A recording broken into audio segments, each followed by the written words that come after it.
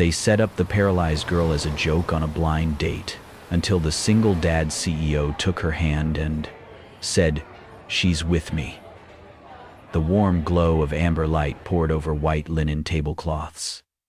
Violin music floated gently through the air, blending with the soft clinking of cutlery and quiet laughter. Couples leaned in toward each other in intimate conversation. The restaurant, a high-end Italian place nestled in the city's uptown district, buzzed with elegance and comfort. Sophie sat alone at a table near the window, her fingers lightly folded in her lap. She wore a delicate floral dress, pale blue with soft pink petals blooming across the fabric. Her blonde hair was tucked gently behind her ears, makeup subtle but carefully done. She sat upright in her electric wheelchair, posture perfect, shoulders slightly tense. Her hazel eyes darted occasionally toward the entrance, then down at the table. This was supposed to be a blind date arranged by her aunt. A birthday surprise, she had said with a wink. "It's time you stop hiding and let someone see you," she'd added, shoving the dress into Sophie's hands that morning. "I know people," her aunt had said. "Good ones, just smile." Sophie had smiled, mostly for herself. Hope was a fragile thing, but tonight, it flickered. Then came the sound of polished shoes on tile. Too many steps, too loud. A group of young men in designer jackets and casual smirks approached her table. One with slicked back hair pulled out the chair across from her and sat down without asking. The others flanked him, standing casually, like an audience waiting for a performance. "Are you Sophie?" the one sitting asked, with mock enthusiasm. "Wow, you're even prettier than the pictures." She blinked, unsure, then nodded. "Yes, I'm Sophie." "Oh, good," another chimed in, waving toward the bar. "We were worried you wouldn't show." Before she could respond, a server approached with a small birthday cake, strawberries, and cream, a single candle flickering at the center. "Compliments of your date," the server said, confused but obedient. The young men clapped and cheered exaggeratedly. "Happy birthday, Sophie," one of them shouted, "to the most special girl we've ever met." Then it happened. One of them leaned forward and with 2 fingers scooped a chunk of the whipped cream from the top of the cake and smeared it across her cheek. Another followed, dabbing a spot onto her forehead. Laughter erupted around her. The cake slipped, tipping into her lap, frosting and crumbs scattering across the fabric of her dress. Phones were out, recording, snapping. Someone sang "Happy Birthday" in a high-pitched, mocking tone. The others joined in. One of the boys called out, "A cripple looking for love, now that's comedy gold." Their laughter exploded, high and cruel. Sophie sat frozen. The cream stuck to her skin, the cake now a mess on her knees. Her hands trembled on the arms of her wheelchair. She looked from face to face, searching for someone, anyone, who wasn't laughing. No one came. At nearby tables, diners had turned to look. A few whispered. Some lowered their gazes. No one moved. No one intervened. Her face turned red, a burning mix of humiliation and shock. Tears welled in her eyes, then spilled silently, falling onto the cake that was supposed to be hers. She lowered her head, her hands tightened on the armrests of her chair, knuckles white. Then came a child's voice, clear and piercing in the sudden quiet that followed the cruel song. "Daddy, why is that lady crying while everyone's laughing?" The group paused. Their laughter faltered. At a table not far from Sophie's, a little girl with chestnut curls and wide eyes sat, fork in hand, untouched spaghetti before her. She looked directly at Sophie, concern clouding her innocent face. Her father turned to look. Daniel. He was in his early 30s, dressed in a sharp but simple blazer, open-collared shirt. He had the calm presence of someone who had seen both wealth and loss. His gaze followed his daughter's, and when his eyes landed on Sophie, on her tear-streaked face, her frosting-stained dress, her trembling form, his expression shifted. He stood without a word. The room held its breath. The young men stiffened as he approached, suddenly unsure.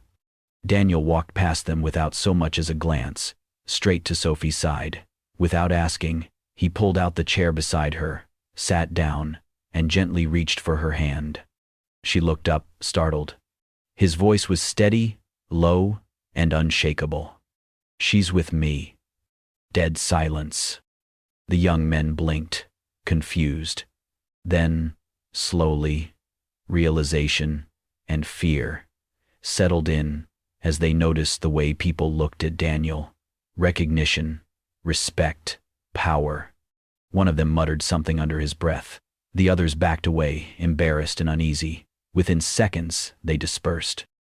Daniel didn't look at them. He kept holding Sophie's hand. His thumb brushed gently across her knuckles, just enough to let her know she was no longer alone. And for the first time that night, Sophie looked around and saw stillness. No laughter, no whispers, only silence, and a hand holding hers. Daniel had not planned to stand up that night. He had told himself this dinner was for Mia, for the memory of someone they both loved but rarely spoke of. He came to this restaurant every year on this date, without fail. Not because he needed to remember, he never forgot, but because it was the last place his wife had smiled before fate stole her from him. 3 years ago, a drunk driver ran a red light and changed everything. The crash shattered more than bones. It broke promises. It broke a man who had thought he was strong. Daniel Hart, CEO of one of the fastest-growing tech companies in the state, had once been known for his charisma, his charm, his confidence. Now, those things were armor. What remained underneath was a quiet man with a haunted look in his eyes, and a daughter who asked too many questions he still could not answer. Was Mommy pretty like me? Did she laugh like that? Why don't you talk about her? He never knew what to say. How do you explain to a child that some grief never lessens, it only hides? Mia was the only reason he had not collapsed entirely. She had pulled him out of bed when the world made no sense. She had handed him crayon drawings and warm hugs like lifelines. She was, and would always be, his reason. Tonight, she had seen something he had not. A girl crying while others laughed. A girl with frosting on her cheeks and pain in her eyes. And when Daniel had looked into that girl's face, something inside him stirred. Sophie. He did not know her name then, but her expression, wounded, burning with shame, yet somehow still dignified, was painfully familiar. That mixture of raw humiliation and pride clinging desperately to composure. It was the same expression his wife had the day the doctors told her she would not survive the internal bleeding. He saw the same fire in Sophie's eyes. But where Daniel had once been surrounded by support, Sophie looked abandoned, alone. He had recognized the silence around her, not just in the room, but in her life. The kind of silence that comes from being left behind too many times. What he could not have known yet was that Sophie's story was too close to his own. Just over a year ago, Sophie had been a final-year design student, bright, ambitious, full of sketches and dreams. She had landed an internship at a prestigious interior firm and was on her way to her first client meeting when a drunk driver veered off the road and into her path. The collision left her paralyzed from the waist down. Her parents, already strained and emotionally distant, could not handle the burden. Her father left. Her mother grew cold. Within 6 months, Sophie was living with her maternal aunt in a cramped 2-bedroom house. Her aunt did not hide her disdain. "You should be grateful anyone looks at you at all," she would say. Sophie had grown quieter, withdrawn. But she still drew in her sketchbook every night. She still imagined colors and spaces and warmth. And somewhere deep beneath the pain, she still hoped someone would see her, not the chair, not the scars, but her. That night, at the restaurant, as Daniel looked into her eyes and gently took her hand, he saw more than sadness. He saw strength. He saw someone who had been hurt and still showed up, still tried. That quiet, trembling pride. It was the same flame he had once fallen in love with. He did not know her name, but he would not forget her eyes. Sophie did not know what to expect next. Her breath still trembled, the remnants of laughter and frosting lingering in the air like smoke after a fire. She sat frozen, afraid to look up, unsure whether to flee or disappear entirely. Then came the softness of linen.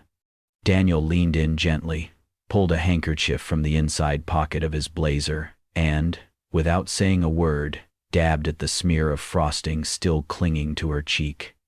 He moved slowly, his touch cautious, like one might approach a wild bird, careful not to startle or overstep. Sophie flinched slightly, her eyes wide. "I can do it," she said quickly, voice tight but not cold. He nodded, silently handing her the cloth. She took it with both hands. It was monogrammed, clean, soft. She pressed it to her face, wiping away the stickiness with deliberate care. Then, she moved to her hands, and finally began brushing the bits of crushed cake from her lap. Her fingers worked quickly, trying to erase the humiliation, as if the right number of wipes could make the last 15 minutes vanish. Daniel remained standing for a moment, then pulled out the chair opposite her and Saturday. She glanced up at him, confused. "You don't have to stay," she murmured. "I know," he said simply. There was a silence, not awkward, but weighted. He poured her a glass of water from the bottle at the center of the table, then refilled his own. "I'm Daniel," he said after a beat, "and that little girl over there," he nodded toward the booth a few tables away, "is Mia. She insisted on spaghetti tonight. She always wins." Sophie managed a small smile. "I'm Sophie." "Nice to meet you, Sophie." She looked down at her lap. The ruined dress, now stained with frosting, clung damply to her knees. She smoothed it absently. "You like Italian?" he asked. "I do," she said, surprised by how steady her voice sounded. "My mom used to make lasagna every Friday night." Daniel smiled. "Then, I take it you're not one of those people who skip the breadbasket." Sophie chuckled. "Just a little." He called the waiter over and ordered 2 plates of penne arrabbiata and a side of garlic bread. "Something simple," he said. "No more surprises." Sophie nodded, feeling the first flicker of warmth return to her chest. The waiter paused before walking away and asked, "Anything else for the lady, sir?" Daniel turned to Sophie, then smiled kindly at the server. "Yes, a small birthday cake, please. Nothing fancy, just something sweet. Today's her birthday."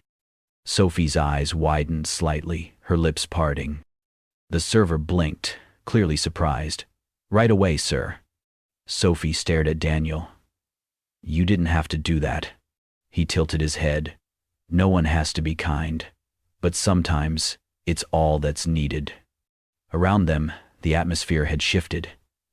A few nearby tables had taken notice. The couple next to them had paused mid-sentence.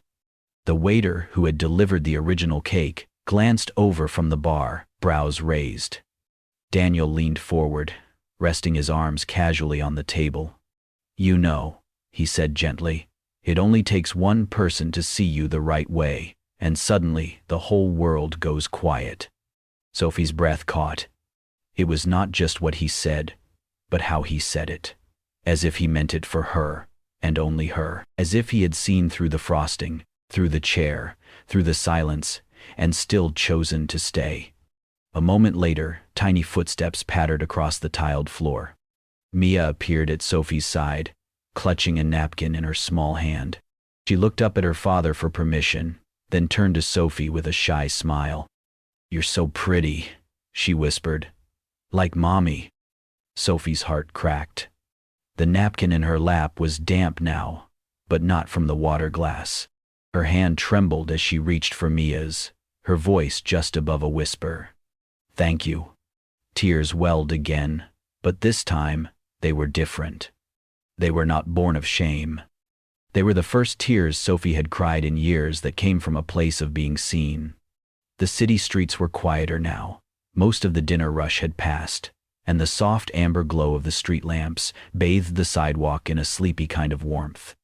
Sophie wheeled herself slowly away from the restaurant, careful not to make eye contact with anyone passing by. Daniel had offered to call a car. She had declined. "I'll take the bus," she had said politely, her voice too steady to argue with. Now she sat alone at the corner of the block, her back straight, hands folded in her lap. The scent of frosting still lingered faintly on her skin, and the cool night air made the remnants of dried cream on her dress feel stiff and tacky. She held something in her lap, a neatly folded handkerchief. His handkerchief.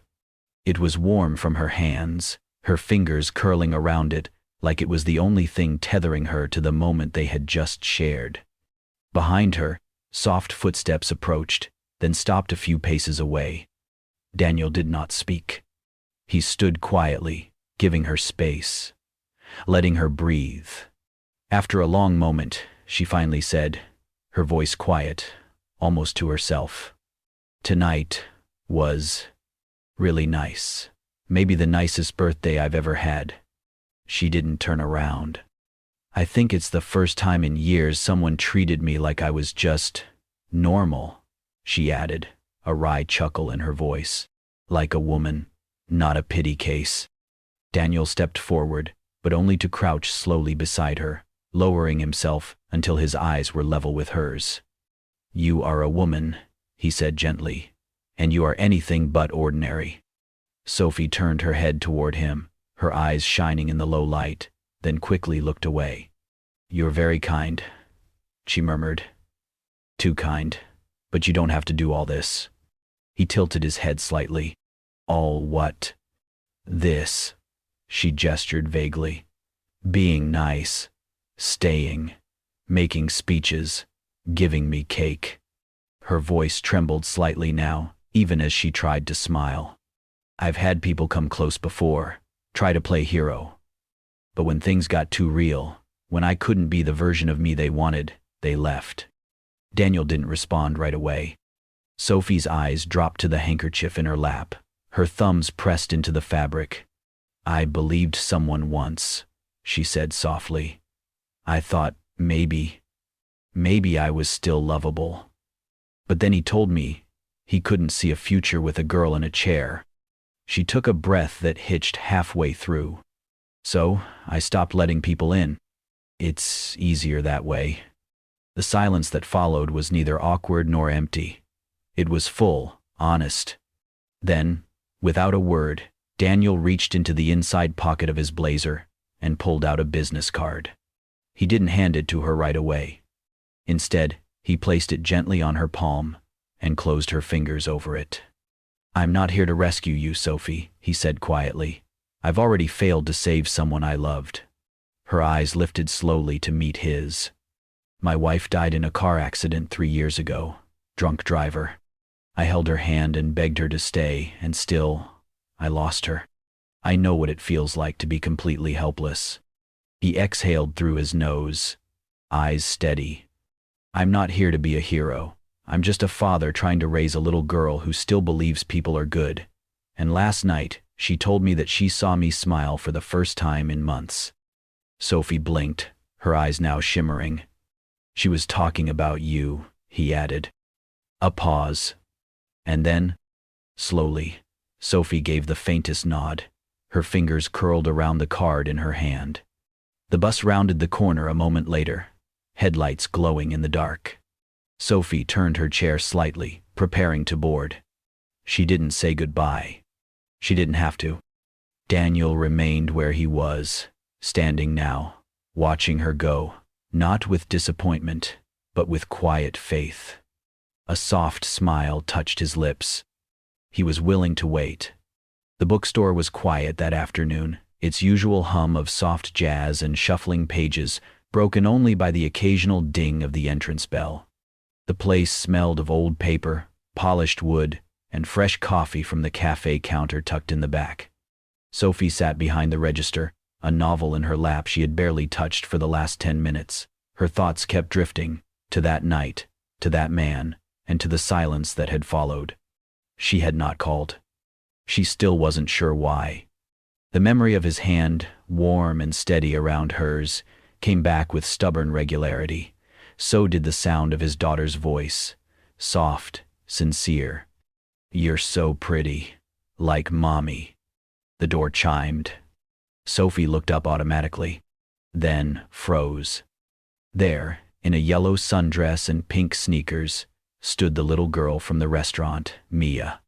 She looked around for a second, then spotted Sophie and walked straight to the counter, her tiny fists clenched around something. Sophie blinked, stunned. "Mia?" The girl nodded, climbing onto the stool beside the register, like it was the most natural thing in the world. "Daddy's at the coffee shop next door," she said matter-of-factly. "I told him I wanted to find a book." Sophie opened her mouth, then closed it again. Mia extended her hands.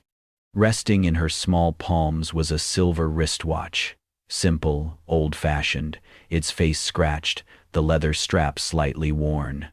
"I want you to have this," she said. Sophie hesitated. "Mia, I can't." "It was Mommy's," Mia interrupted. "Daddy gave it to her when they first met. She wore it every day." Sophie's breath caught. "The day, Mommy?"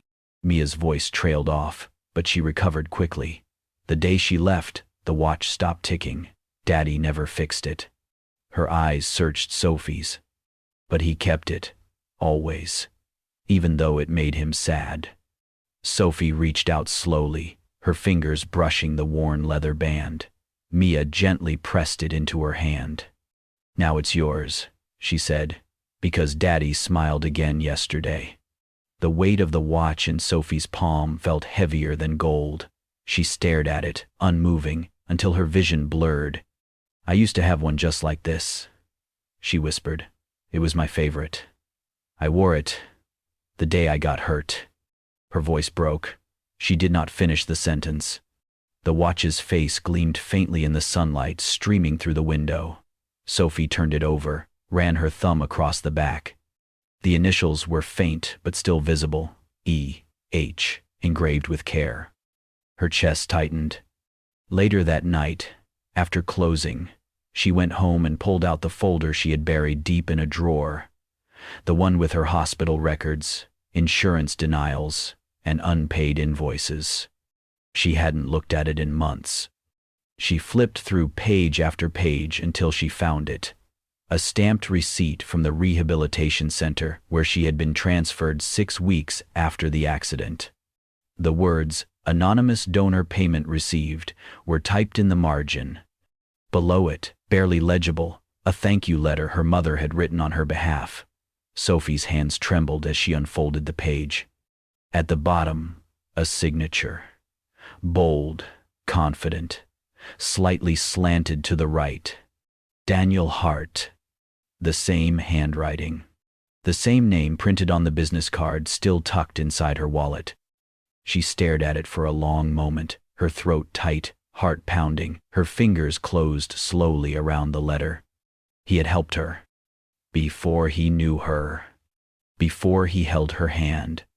Before she ever saw the softness in his eyes or the strength in his silence. And he never once told her. A tear slipped down her cheek, followed by another. Not from sadness, but from the overwhelming ache of being seen. Long before she even knew she deserved it. The bell above the bookstore door clanged louder than usual, sharp and impatient. Sophie looked up from behind the counter, startled. Her heart dropped when she saw who it was. Aunt Clara stormed in, her perfume thick, her heels clacking angrily against the floorboards. Her expression was tight, her eyes scanning the quiet shop until they landed on Sophie like daggers. "There you are," she spat, her voice carrying across the small space.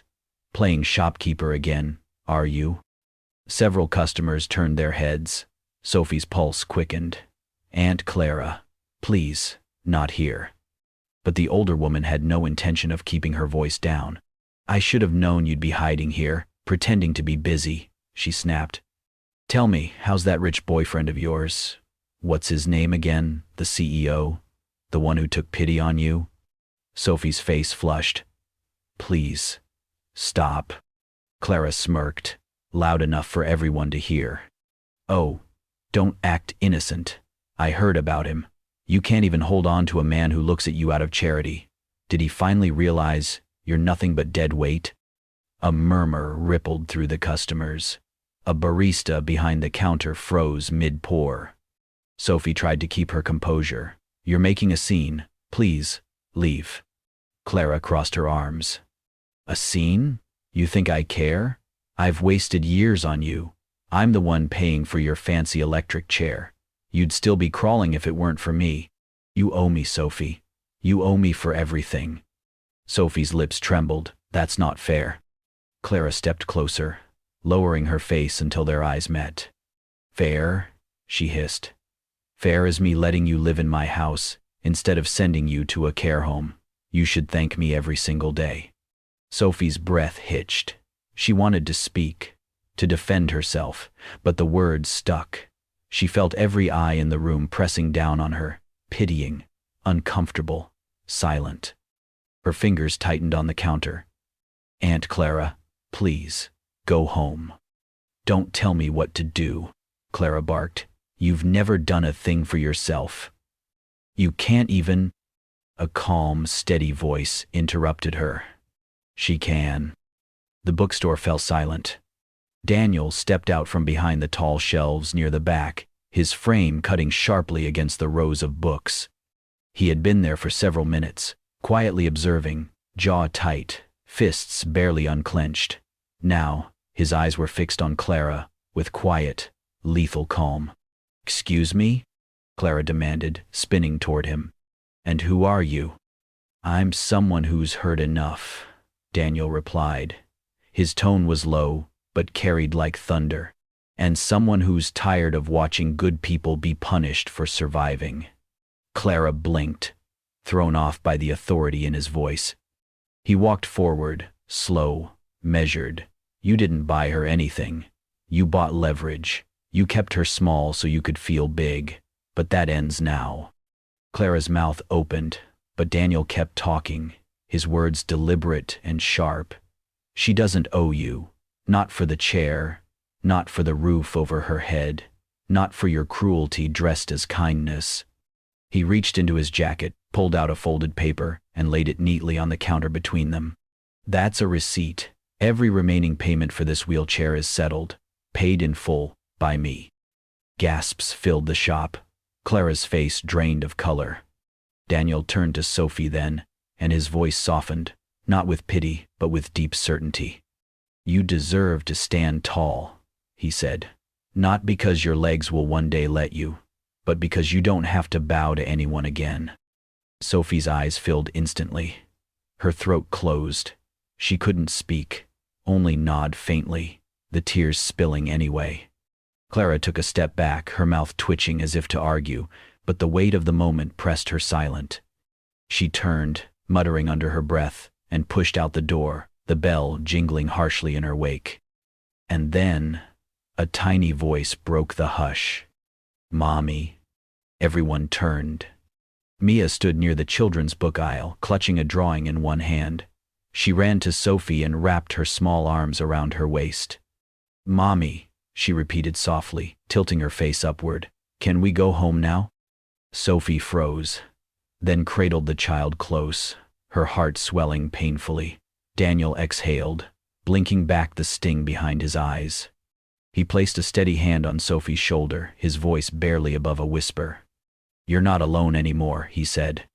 And for the first time in her life, Sophie believed him. The sunlight filtered softly through the tall windows of the rehabilitation center. White walls, quiet halls, and the faint echo of wheels and footsteps created a calm, clinical, but to Sophie, it felt like walking into a place built on broken dreams and impossible hopes. Daniel had gently guided her in on the first day, his hand steady on the back of her wheelchair. You don't have to do this, she had whispered. You don't have to be afraid of trying, he'd replied. She had said nothing, but the doubt in her eyes had been louder than words. The first few sessions were agonizing. Her legs refused to listen. Her body, once so familiar, had become something distant, foreign. She fell into silence often.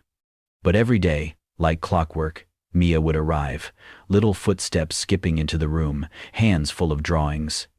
The pictures were always the same, stick figures holding hands, one tall, one small. The smaller one always said, "I'll wait for you to walk with me." Sophie kept them all, taped them on the wall by her bed. Each note from Mia felt like a hand reaching into her fear and pulling her forward. One morning, the air was unusually still. Sophie was halfway through a balancing exercise with the physical therapist when she heard a thud behind her. Mia had tripped on the edge of the mat. She landed with a small cry, her drawing slipping from her fingers. "Mia!" Sophie shouted instinctively. The room spun. She didn't think. She reacted. Her hands gripped the support bars, her arms strained, muscles, long dormant, lit up with fire. And then she stood. Her knees wobbled. Every nerve screamed. But she stood. And slowly, trembling, dragging, but determined, she took one step. Then another. Toward Mia. Gasps echoed around her. A nurse clapped her hands over her mouth. The therapist froze mid-step. Mia's eyes widened, glistening with tears. Not from pain, but awe. "Mommy." Sophie collapsed to her knees beside the little girl, pulling her into her arms. "I'm okay," Mia said quickly. "I didn't cry." But Sophie did, silently, against Mia's hair. Daniel knelt nearby, speechless. His voice, when it came, cracked like something soft and reverent.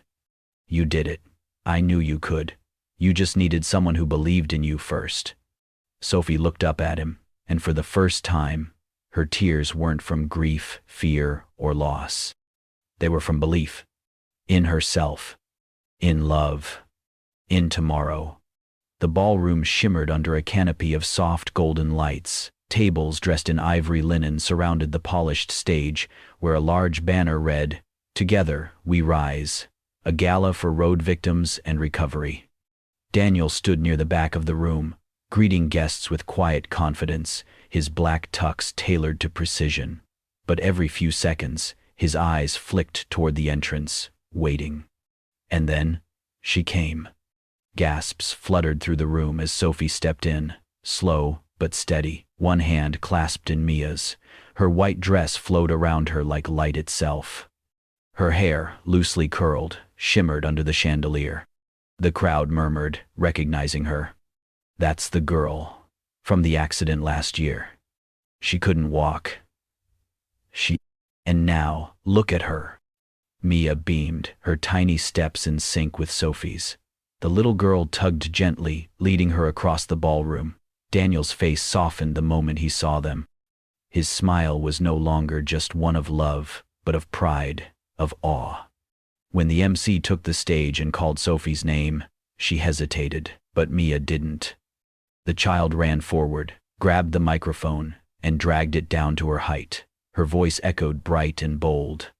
"This is my new mommy." The room fell silent for a heartbeat, then erupted in applause. Sophie brought her hands to her face, overwhelmed. She hadn't expected this. Not the lights, not the attention, and certainly not what came next. Daniel walked onto the stage, calm and sure, stopping in front of her. In his hands was a small velvet box. "Sophie," he began, his voice carrying over the hushed crowd, "there was a time when I thought my life had stopped, when every clock, every reason to move forward, just froze." He opened the box. Inside, nestled in satin, was the same old watch Mia had once brought to Sophie, now fully restored. The hands pointed to a precise time. "The moment we met was when time began again for me." Tears streamed down Sophie's cheeks. Daniel went down on one knee, pulling a delicate ring from the side compartment of the box. "You brought me back. You made me believe again. So today, in front of everyone who's seen us fall, I ask you, will you rise with me, forever?" Sophie nodded. She couldn't find her voice. But her tears, her smile, her trembling yes, said it all. The room rose in a standing ovation. And as Daniel slipped the ring on her finger, Mia wrapped her arms around both of them, squealing, "We're a family now." In the center of a night built on loss and hope, pain and healing, they stood together. A new beginning, a new time, a new home. If this story touched your heart, you're not alone. Sophie, Daniel, and little Mia remind us that love can bloom in the most unexpected places and that kindness has the power to rewrite even the most broken stories. If you believe in second chances, healing, and the beauty of unlikely families, make sure to subscribe to Kindness and Love Tales for more heartfelt journeys just like this. Don't forget to like, comment your favorite moment, and share this video to spread love and hope, because sometimes one act of kindness is all it takes to change a life.